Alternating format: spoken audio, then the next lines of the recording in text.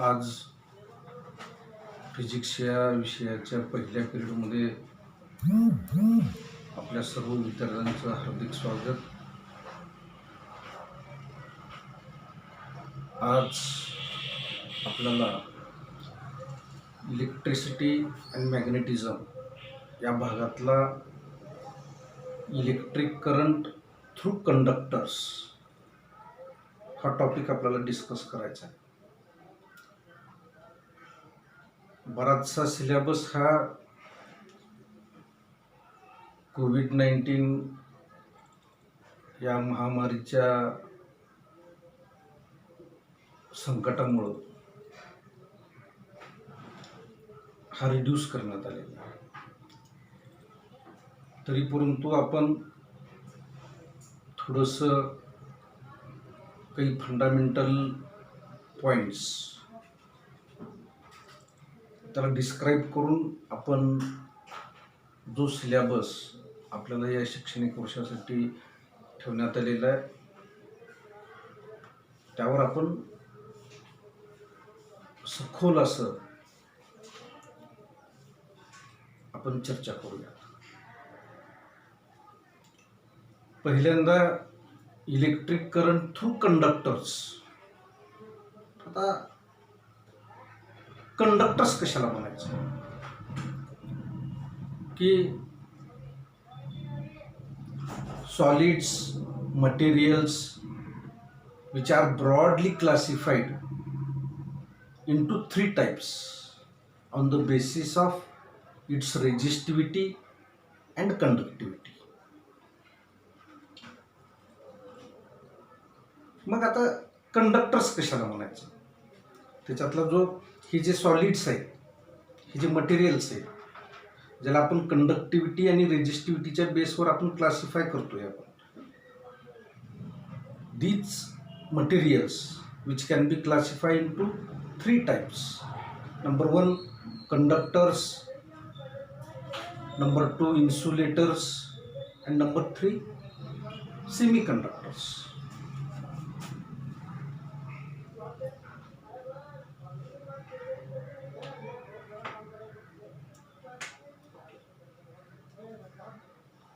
पहिला type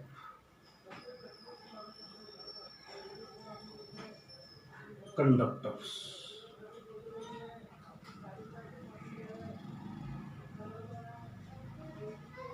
insulators.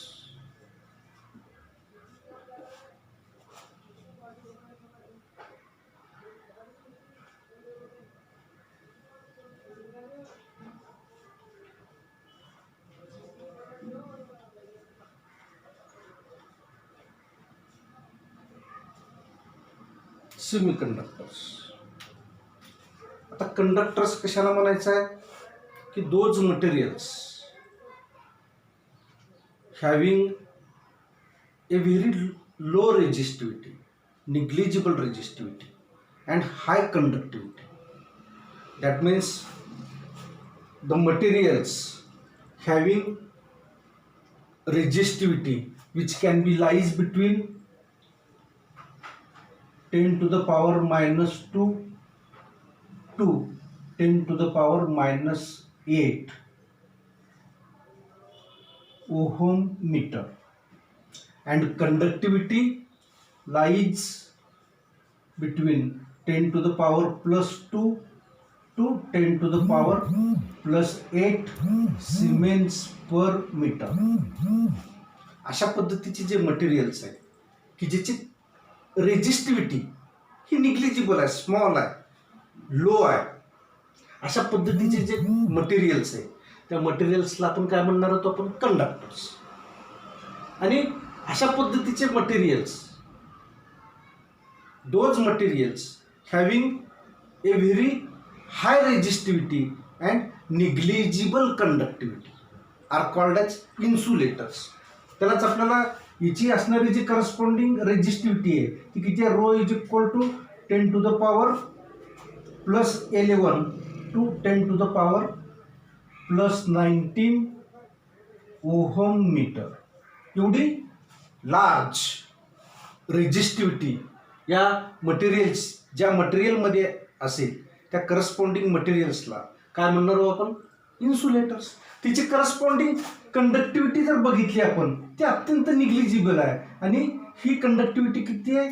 10 to the power -11 to the power 10 to the power -19 siemens per metre. अशा पद्धतीच्या मटेरियल्सना काय म्हणणार होतो आपण? इन्सुलेटर. आणि सेमी कंडक्टर्स कशाला म्हणायचं आपल्याला? Those materials whose conductivity and resistivity lies between the insulator and conductors. या दोघांच्या दरम्यान हिची कंडक्टिव्हिटी आणि रेजिस्टिव्हिटी हे कुठं लाय होतं? कंडक्टर्स आणि इन्सुलेटरच्या रेजिस्टिव्हिटी आणि कंडक्टिव्हिटीच्या दरम्यान ही लाय होती. अशा करस्पॉन्डिंग मटेरियल्सला आपण काय म्हणणार? आपण सेमी कंडक्टर्स असं म्हणणार आहोत. आणि मग generally conductors are known as a metals, are said to be metals. त्यांना आपण मेटल्स असं म्हणतो आपण. आणि मग अशा पद्धतीचे मटेरियल्स की ज्याची हाय कंडक्टिव्हिटी आहे, लो रेजिस्टिव्हिटी आहे, अशा पद्धतीचे जे मटेरियल्स आहेत, मेटल्स आहेत, त्याला आपण काय म्हणणार? कंडक्टर्स, गुड कंडक्टर्स असं म्हणणार आपण. मग आता इलेक्ट्रिक करंट. इलेक्ट्रिक करंट म्हणजे काय? The current stands for a movement. The word current stands for a movement when there is a transfer of charge carriers from one side of area to other. We say that there is an electric current. That means charges are in motion which constitute an electric current. Therefore, the ratio of Q by T is defined as the current. आणि mathematical जर आपण त्याला electric करंटला define करायचं ठरवलं तर हाच electric current आपल्याला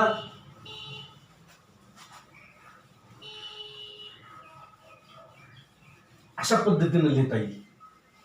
आपण सांगितलं की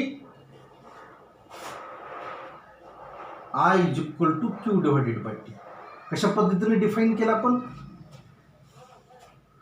the ratio of Q by T is defined as the current or the rate of flow of charge is said to be electric current. याला आपण इलेक्ट्रिक करंट असं म्हणणार आहोत. हे त्याचा मॅथमॅटिकल फॉर्म की ज्याच्यावरून आपल्याला हा इलेक्ट्रिक करंट डिफाईन करता येईल. आता यापुढे आपण बघितलं हा करंट की ज्याच्यामध्ये आपण काय म्हणलं की current, the word current stands for movement. कशाची मुवमेंट आहे?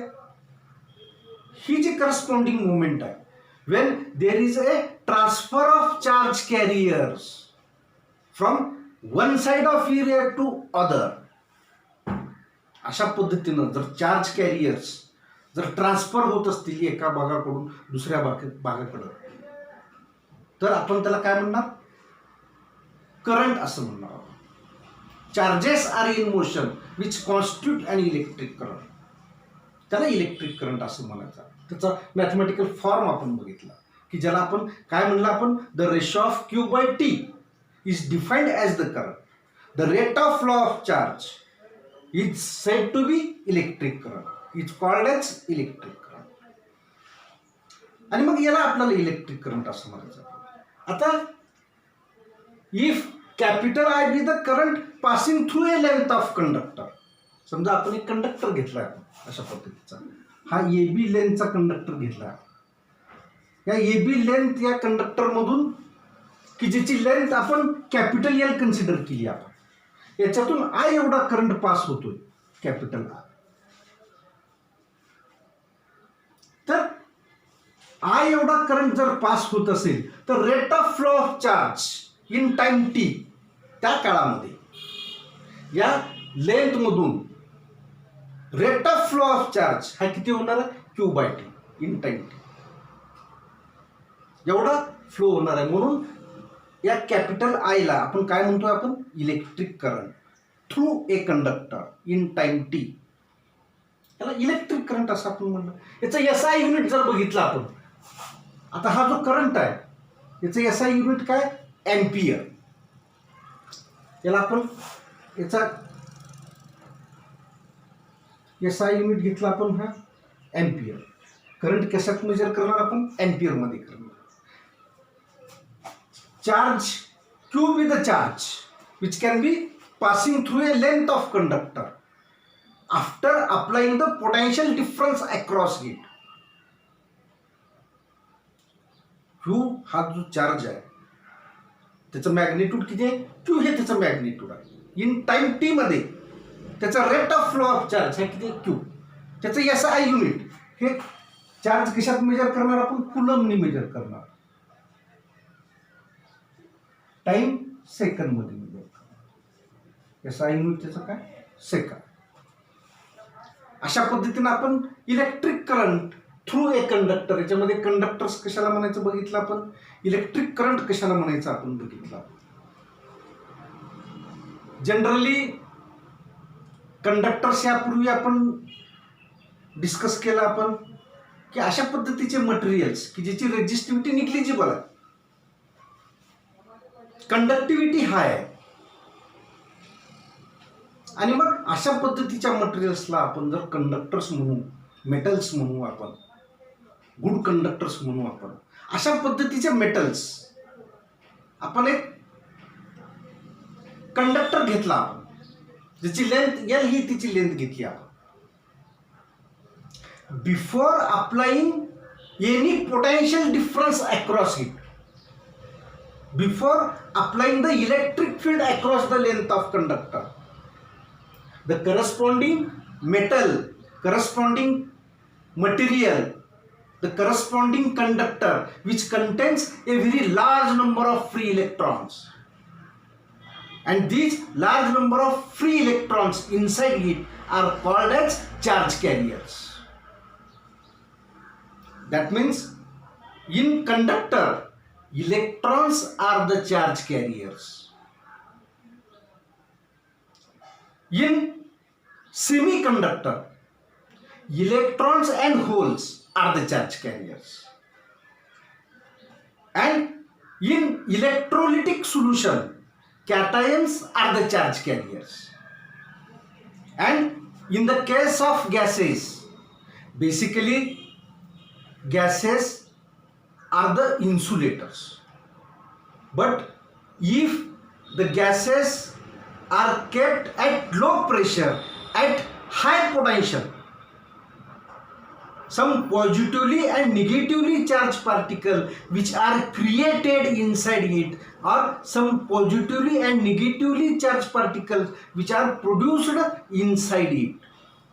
These positively and negatively charged particles inside the gases which are known as the charge carriers.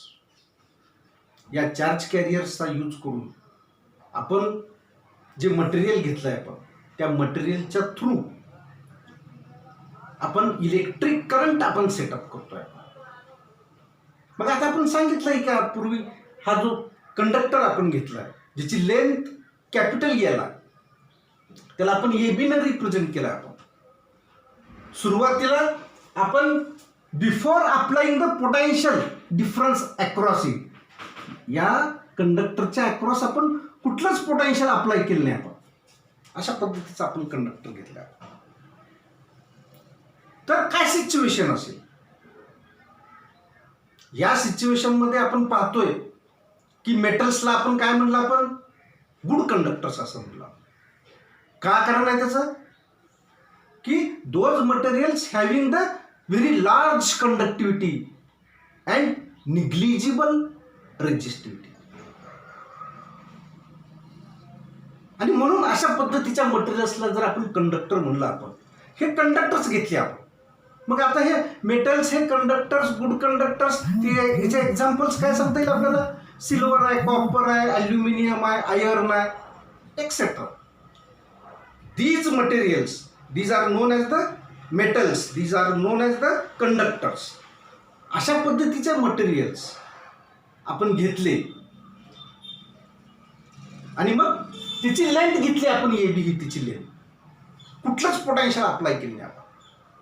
तर अशा पद्धतीचे जे मेटल्स आहेत, कंडक्टर्स आहेत, which consisting of a large number of atoms and large number of free electrons inside it. These large number of free electrons are about 10 to the power plus 22 in 1 cubic centimeter. But these large number of free electrons inside the conductor which are randomly oriented. That means these large number of free electrons, before applying the potential difference across the length of conductor, then these free electrons which are moves in all possible direction. या कारणामुळे आपण हे जे number of electrons आहेत, जे charge carriers आहेत, conductors मध्ये, metals मध्ये चार्ज कॅरियर्स कोण आहेत? इलेक्ट्रॉन्स हे चार्ज कॅरियर्स. यापूर्वीही सांगितलं आपण की मेटल्समध्ये, कंडक्टर्समध्ये चार्ज कॅरियर्स हे इलेक्ट्रॉन्स असतात. परंतु हे इलेक्ट्रॉन्स आहेत, परंतु before applying the potential across the length of conductor, net flow of charge is zero. जरी त्याच्यात इलेक्ट्रॉन्स आहेत, लार्ज नंबर ऑफ इलेक्ट्रॉन्स आहेत, त्याचं आपण किती इलेक्ट्रॉन्स आहेत त्याचं सांगितलं, एका क्युबिक सेंटीमीटरमध्ये 10 टू द पॉवर प्लस 22 एवढे प्रचंड इलेक्ट्रॉन्स त्या कंडक्टर्समध्ये, त्या मेटल्समध्ये. असं असताना सुद्धा net flow of charge, net electric current या लेंथच्या अक्रॉस किती? I is equal to 0. काय कारण आहे त्याचं? आपण तर सांगितलं हे मेटल्स आहेत, गुड कंडक्टर्स आहेत. परंतु नेट करंट काय काय? नेट करंट कुठलाच नाही. त्याचं काय कारण सांगितलं आपण? All these number of charge carriers, all these number of electrons, free electrons which are randomly oriented and hence due to this reason the net flow of charge across the length of conductor is 0. कधी? Before applying the potential difference across the length of conductor. कुठलाच potential apply केलं नाही. आपल्याला current setup करायचं, आपल्याला current मिळवायचं आहे. I is equal to Q divided by T हे रिलेशन आपल्याला मिळवायचं आहे. तर हे मिळवायसाठी आपल्याला काय करावं लागेल? when the corresponding length of conductor is connected across the source of EMF. ज्यावेळेला हा लेंथ ऑफ कंडक्टर आपण सोर्स ऑफ EMF च्या अक्रॉस आपण कनेक्ट करू, आपण त्यावेळेला आता आपण काय केलं? हा कंडक्टर घेतला जिची लेंथ एल आहे, त्याच्या अक्रॉस आपण सोर्स ऑफ EMF, बॅटरी, हे आपण त्याच्या अक्रॉस आपण कनेक्ट केला. आता या टर्मिनलला जर आपण पॉझिटिव्ह टर्मिनल आपण बॅटरीचं कनेक्ट केलं आणि बी टर्मिनलला जर आपण बॅटरीचं निगेटिव्ह टर्मिनल जर आपण कनेक्ट केलं, तर त्याच्या पोटेन्शियलची आपण तुलना केली आपण. तर हे पोटेन्शियल आपल्याला कसं डिस्क्राईब करता येईल? आपल्याला the potential at point A is higher than the potential at point B. म्हणजे बी या ठिकाणचं पोटेन्शियल, हे पोटेन्शियल कसं आहे? Negative potential. आणि या ठिकाणचं पोटेन्शियल हे कसं आहे? पॉझिटिव्ह पोटेन्शियल आहे, ग्रेटर पोटेन्शियल आहे. आणि मग अशी पोझिशन आपण निर्माण केली की त्या कंडक्टरच्या अक्रॉस आपण सोर्स ऑफ EMF कनेक्ट केला. By connecting the source of EMF across the length of conductor, actually we have to produce the potential difference across the length of conductor AB. हा source of EMF device, battery आपण याच्या across connect केली. म्हणजेच आपण प्रत्यक्षात काय केलं? प्रत्यक्षात आपण पोटेन्शियल डिफरन्स आपण प्रोड्यूस केला. एका पॉइंटला हाय पोटेन्शियल प्रोड्यूस केलं, तर दुसऱ्या पॉइंटला आपण लो पोटेन्शियल आपण प्रोड्यूस केलं. अँड हेच due to this reason, after applying the potential difference across the length of conductor, the number of free electrons inside the length of conductor which are moves in a given specific direction. That means these large number of electrons inside the length of conductor which are moves in the opposite direction of the applied electric field. आपण अशा पद्धतीने आपण battery आपण connect केली या ठिकाणी. तर करंटचं direction हे कसं असणार आहे? From A to B, positive to negative. Electric करंटचं डायरेक्शन हे कसं असणार आहे? A to B.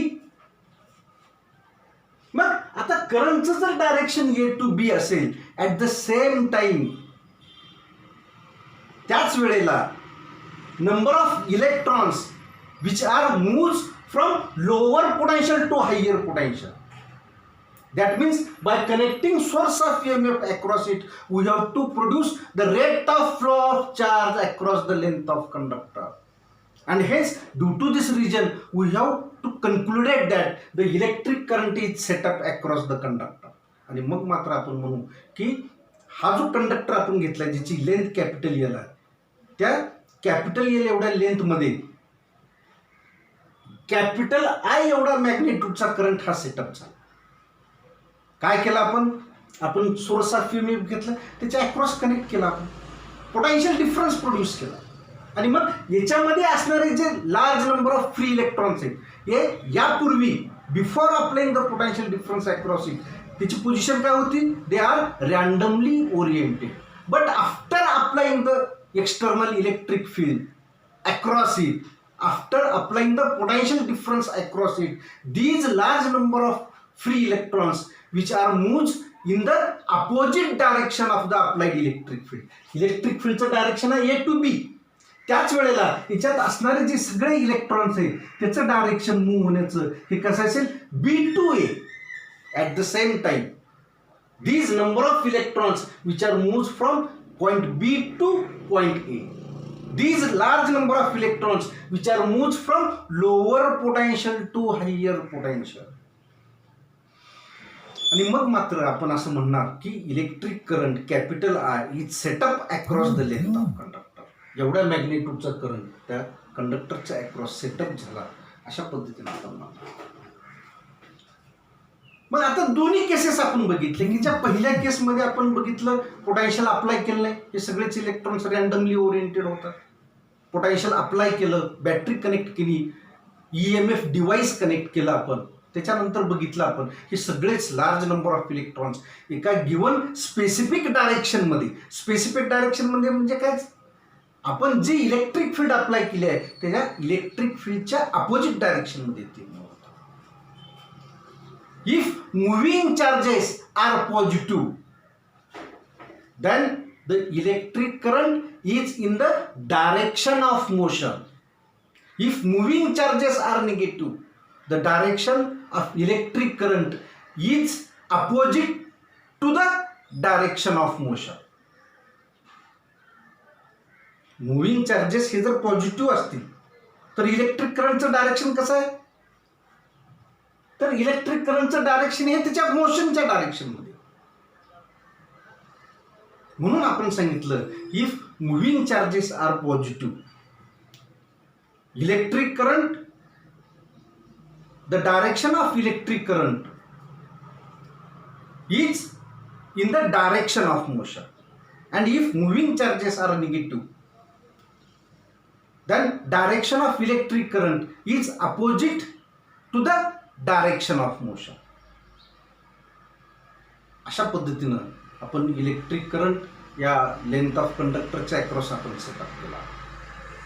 मग आता यापूर्वी before applying the source of EMF across the length of conductor आपण बघितला हे सगळेच इलेक्ट्रॉन्स हे रँडमली ओरिएंटेड आहे. But these large number of free electrons which are moves with the velocity of 10 to the power plus 6 meter per second before applying the source of EMF across it. Source of EMF apply केली आपण तर हे जे electrons आहेत ते electrons किती वेगानं move होत आहेत, 10 to the power plus 6 meter per second. Before applying the potential, before applying the source of EMF, before applying the potential difference across it, the atoms of the material which are in the state of vibration, त्याही वेळेला जसे electrons randomly oriented आहे त्याच वेळेला त्याचे जे atoms आहेत हे ॲटम्स कुठल्या स्टेटमध्ये, स्टेट ऑफ व्हायब्रेशनमध्ये. ते स्वस्थ बसलेत का, स्वस्थ बसलेले नाहीत, ते स्टेट ऑफ व्हायब्रेशनमध्ये. आणि मग हे इलेक्ट्रॉन्स आणि atoms both which are continuously collide with each other. त्यांचं कोलिजन चालू आहे आणि ह्या कोलिजन झाल्यामुळं आणि त्यांचं रँडमली ओरिएंटेड असल्यामुळं ते सगळेच इलेक्ट्रॉन्स आतले, आपण यापूर्वी सांगितलं की नेट फ्लो ऑफ चार्ज हा 0 आहे. आणि मग नेमकं काय झालं की ज्याच्यामुळं आपल्याला करंट मिळाला. करंट मिळाला म्हणजे काय झालं, हा जो कंडक्टर आपण घेतला अशा पद्धतीचा आपण सुद्धा कंडक्टर कन्सिडर केला. याच्यामध्ये हे असणारे हे इलेक्ट्रॉन्स, काही इलेक्ट्रॉन्स या डायरेक्शननं मूव्ह होतोय, कोणता इलेक्ट्रॉन या डायरेक्शननं मूव्ह होतोय, कोणता इलेक्ट्रॉन या डायरेक्शननं मूव्ह होतोय, अशा रँडमली ओरिएंटेड. आणि ॲटम्स कसे स्टेट ऑफ व्हायब्रेशनमध्ये, electrons which are randomly oriented and electrons which are collide with the electrons as well as with the atoms of the material. इलेक्ट्रॉनचं कोलिजन चालू आहे, इलेक्ट्रॉन बरोबर कोलिजन चालू आहे, इलेक्ट्रॉन ॲटमचं कोलिजन चालू आहे. आणि मग अशा परिस्थितीमध्ये हा कंडक्टर आपण या सोर्स ऑफ EMFच्या अक्रॉस आपण कनेक्ट केला. आणि मग कनेक्ट केल्याच्या नंतर हे जे सगळेच इलेक्ट्रॉन्स आहेत हे काय झाले, एका स्पेसिफिक डायरेक्शनमध्ये मूव्ह झाले. समजा इलेक्ट्रिक फील्डचं डायरेक्शन, हे इलेक्ट्रिक फील्डचं डायरेक्शन आहे समजा A to B. आता इलेक्ट्रॉनचं डायरेक्शन कसं मूव्ह होणार, ते electrons B to A move होतात. म्हणजे due to the applied electric field the force which can be exerted on the electron inside the conductor which are from lower potential to higher potential. फोर्सचं direction, या इलेक्ट्रॉनवर exert होणारा जो force आहे त्याचं direction, हे डायरेक्शन कसं आहे, lower potential to higher potential. That means the corresponding force exerted on the moving electron is in the opposite direction of the electric field and hence due to this reason all these number of electrons which are try to move in the specific direction in the opposite direction of the applied electric field. आणि म्हणून तिची असणारी जी corresponding speed आहे, ही source of EMF connect करण्यापूर्वी तिची speed किती आहे, 10 to the power plus 6 meter per second. After applying the source of EMF across it, these large number of free electrons which are moves with the velocity of 10 to the power minus 3 meter per second. एवढ्या व्हेलॉसिटीनं ज्यावेळेला आपण हा source of EMF आपण connect केला त्यावेळेला हे सगळेच electrons किती व्हेलॉसिटीनं मूव्ह होत आहेत, ते 10 to the power minus 3 meter per second. आता आपल्याला वाटतं की हिची व्हेलॉसिटी ही या व्हेलॉसिटीपेक्षा कम्पॅरेटिव्हली कमी आहे, परंतु when source of EMF which can be connected across it, then large number of free electrons which are start immediately drifting in the opposite direction of electric field, and hence due to this region we have to obtain a very large amount of current across the length of conductor. मग आता drift velocity कशाला म्हणायचं आपल्याला, the average velocity with which the electrons get drifted towards the positive end of the conductor, towards the positive end of the conductor under the influence of applied electric field. त्यालाच आपल्याला काय म्हणता येईल, when source of EMF which can be applied across the length of conductor, then the average velocity with which the electrons get drifted in the opposite direction of the electric field, in the opposite direction of the applied electric field. The corresponding average velocity which is known as the drift velocity of electron. आता हे आपण बघितलं की बाबा सगळे material solids आपण classify केलं, त्याला कंडक्टर्स म्हणलं, कोणाला इन्सुलेटर्स म्हणलं, सेमी कंडक्टर्स म्हणलं, आपण इलेक्ट्रिक करंट अशा पद्धतीने आपण सेटअप केला, त्याची ड्रिफ्ट व्हेलॉसिटी काय आपण बघितलं. मग आता ओहम्स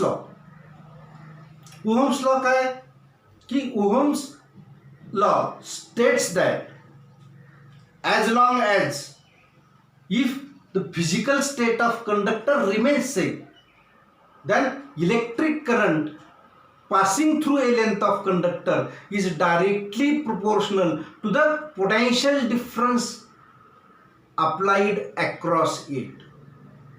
आपण काय सांगितलं, आपण ओहम्स लॉला डिस्कस करत असताना की हा ओहम्स लॉ ज्या वेळेला आपण स्टेट केला, ओहम्स लॉ स्टेट्स दॅट, काय सांगितलं आपण, कशा पद्धतीने स्टेट केलं आपण त्याला, the current passing through the length of conductor is directly proportional to the potential difference applied across it. मग आता कंडक्टर घेतलाय आपण, त्याच्यातून किती करंट पास होतोय, आय एवढा करंट पास होतोय. हा the current passing through the length of conductor, हा पास होणारा करंट हा कशाला डायरेक्टली प्रोपोर्शनल आहे, the corresponding current flowing through the length of conductor passing through the length of conductor is directly proportional to the applied potential difference. I is directly proportional to V. हेच equation आपण अशाही पद्धतीने आपल्याला लिहिता येईल, V is directly proportional to I. हेच equation आपल्याला V is equal to I into R अशा पद्धतीने आपल्याला लिहिता येईल. इथं R ला आपल्याला काय, आपण काय म्हणतो, where R is the constant of proportionality and it represents the opposition to flow of an electric current.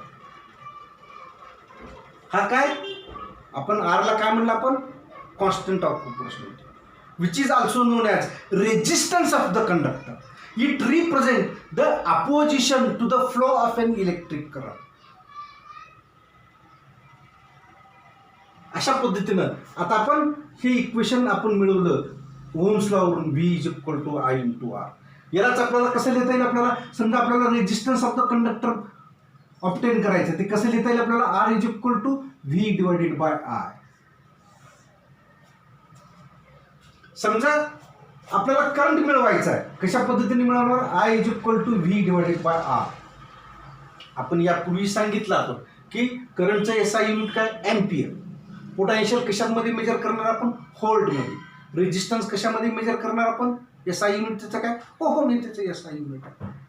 आणि मग आता हेच इक्वेशन आपण रिअरेंज करून आपल्याला असं लिहिता येईल, I is equal to G into V,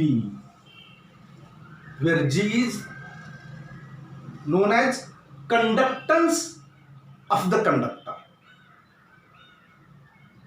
the reciprocal of resistance 1 by R.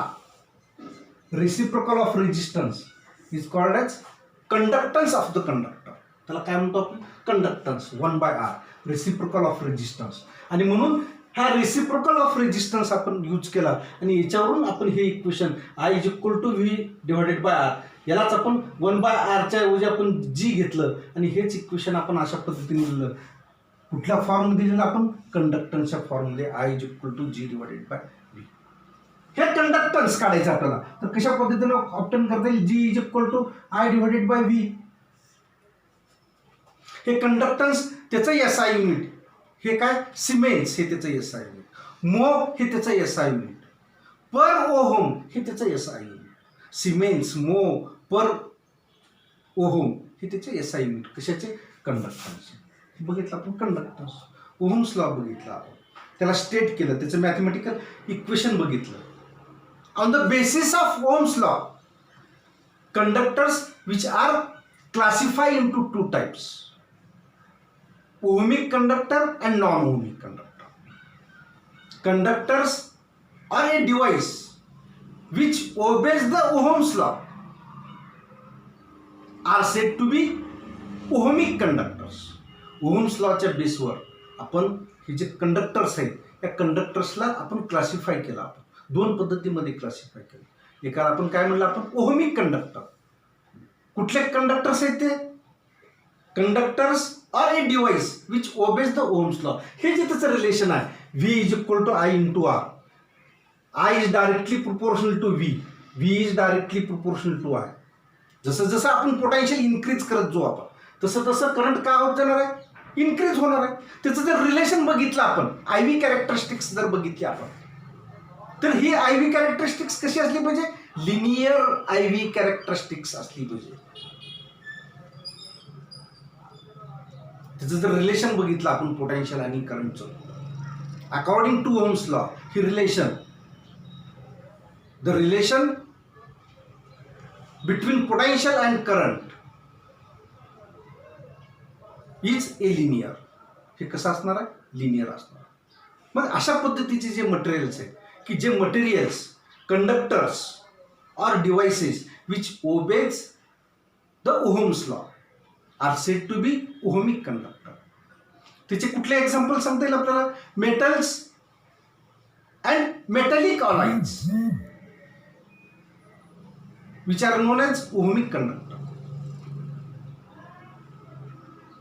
तिचे आपल्याला एक्झाम्पल सांगता येतील silver, copper, aluminium, iron etcetera.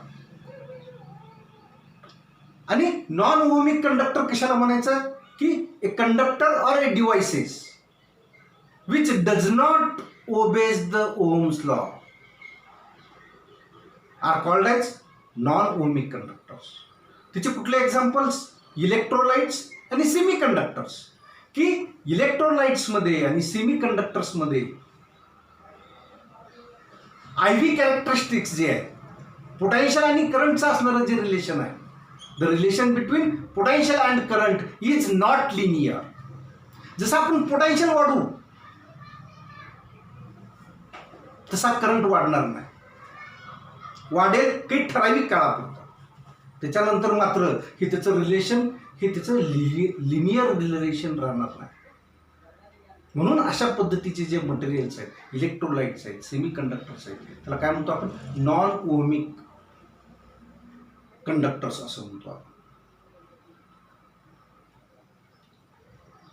आणि मग याच्यामध्ये आपण बघितलं, ओम्सला घेतला, ओम्सला वरून आपण हे इक्वेशन ऑब्टेन केलं, रेजिस्टन्स ऑब्टेन केला, R is equal to V divided by resistance. आपण याला काय म्हणलं, आपण कॉन्स्टंट ऑफ प्रोपोर्शनॅलिटी. यालाच आपण काय म्हणलं, it represent the opposition to flow of an electric current. That means the resistance of the property of the material which opposes the flow of an electric current. तिची property आहे. म्हणून अशा पद्धतीची तिची जी प्रॉपर्टी आहे की ती फ्लो ऑफ करंटला अपोज करते, त्याला आपण रेजिस्टन्स असं म्हणतो. हे सगळं आपण जे रिड्यूस झालेला सिलेबस आहे त्या सिलेबस मधले काही छोटे छोटे टर्म्स आपण त्याला अशा पद्धतीने आपण त्याला डिस्क्राईब केलं, आपण तिची रिव्हिजन घेतली आपण. Today we have to study about the resistor. Resistance वेगळा आणि रेजिस्टर वेगळा. आपल्याला काय बघायचं आहे, आता रेजिस्टन्स बघितला आपण, आता पाहतोय आपण रेजिस्टर्स.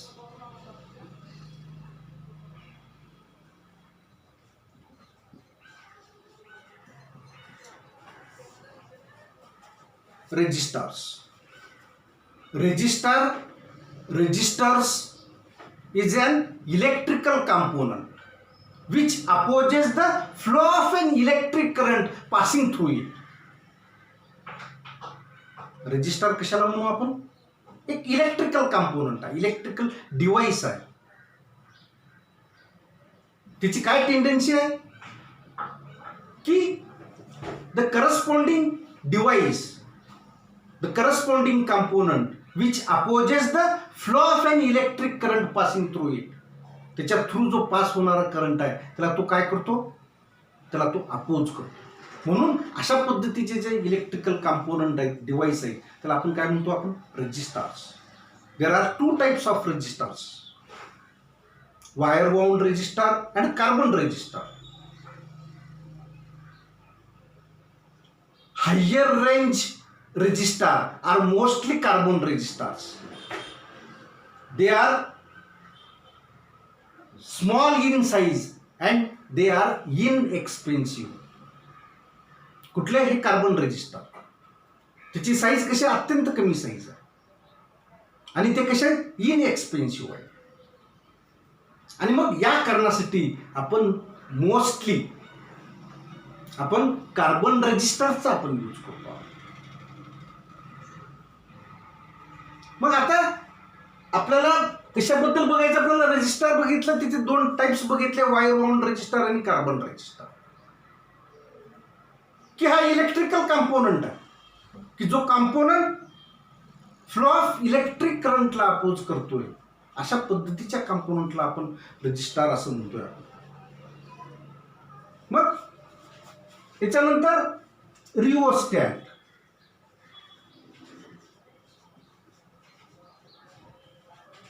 रिओस्टॅट कशाला म्हणायचं आहे? It is an adjustable resistor. It is also known as variable resistor. By using such type of resistor, by using such type of device, by using such type of component, we have to maintain the potential difference between any two points in an electric circuit. ज्याला आपण rheostat असं म्हणलं, हा rheostat काय? हा rheostat म्हणजे adjustable register आहे. ज्याला आपण रजिस्टर आपण बघितलं की यापूर्वी सांगितलं की रजिस्टर काय करतो? Resistor is an electrical component which opposes the flow of an electric current passing through it.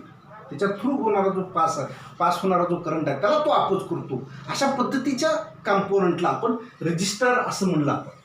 पण आता हा रिओस्टॅट काय? Rheostat it is an variable resistor, adjustable register. By using such type of component device, we have to control the total amount of potential difference between the two points in an electric circuit.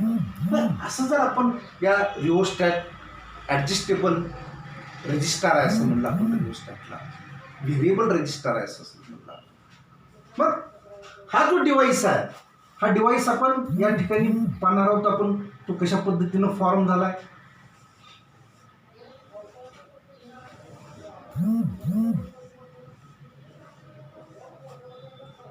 तिच्या खालच्या बाजूला